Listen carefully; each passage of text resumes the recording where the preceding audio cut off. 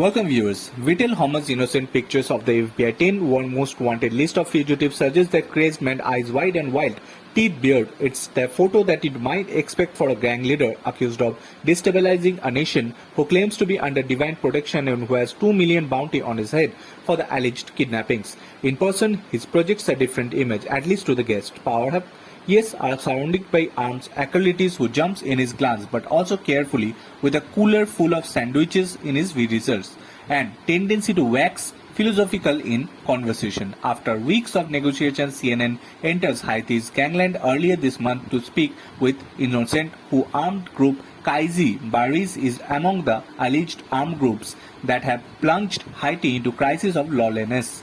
He is an influential voice among the country's gang leadership and one who believes that the peace must be restored, but under what conditions? One of the edge of the Tarbac district of Haiti's capital Port-au-Prince last week, a truck led us through a warren-twisting dirt roads passing checkpoints managed by armed guards in balaclavas and Halloween masks. We bumped through what we once well-heeled neighborhood, pink Bougainvillea still spilled over high walls and green soccer field opened into glorious view of the city below. Now, it is almost a ghost town. Cars and motorbikes began to follow our car, their drivers masked, long guns poking out of the windows. Some vehicles bear fluttering red and blue Haitian flags of red tag diplomatic convoy. After about 45 minutes, a gold car pulled in the fort and stopped. Innocent himself stepped out. He was slight and apparently unarmed, dressed in a bright striped batik suit and soft loafers. With a tangle of gold chains and cross draped round his neck, he led the way into Rakuka Mansion, where elaborate gold velvet chairs and settles, crystal and display cases of arrangements in a plastic flowers hinted the previous owners. We sat, removing stuffed teddy bears from the seats to make room, and talked about the future. The Haiti we added, Haiti, the pearl of Antilles we had grew up in, could still return to being the most beautiful, Innocent said, speaking mildly in a Haitian carol. One day someone could sit in the Camp de Mars and have an ice cream.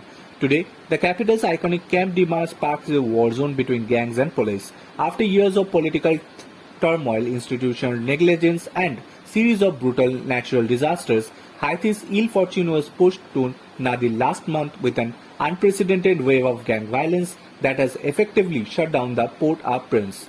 The city's main support airport and dark government's ministers have been taken over the refugees fleeing gang attacks.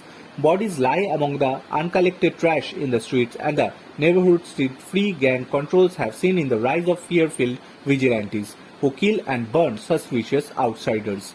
Signs of the city's dysfunction were evident with the Krasbite stronghold. Inside the Innocent Square house, the air was still and hot. The foot soldiers labored to get a generator running in the power air conditioning or a fan. No one had bothered to remove the wicked sedan that still sat next to the pool, with its blown-out windows and 4 flat tires. But the man on the gold sofa preferred to talk about the brighter future, on that the claims Haiti's gangs are prepared for a usher-in. The sit-down with the Haiti's gang leaders is controversial in the country, given the suffering of terror of armed groups have been shown arson, collective rape are preferred gang tactics, subjugative surveillance, expert says. The United Nations has recorded the gang-linked killing list 1,660 people and kidnappings of at least 438 people, including 21 children, in the first 90 days of the year alone.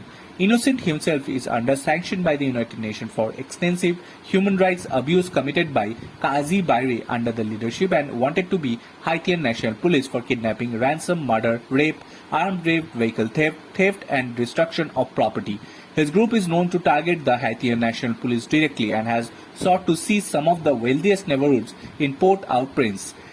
In his first interview with foreign press, Innocent did not deny the death and arson, the rape, the kidnapping committed by the city's alleged gangs, and told CNN that he has made some mistakes, but he framed the recent past of deadly street violence as collateral damage. Deaths, both accidental and extrajudicial, have also been caused by the police, he points out, claiming they refuse to engage in dialogue.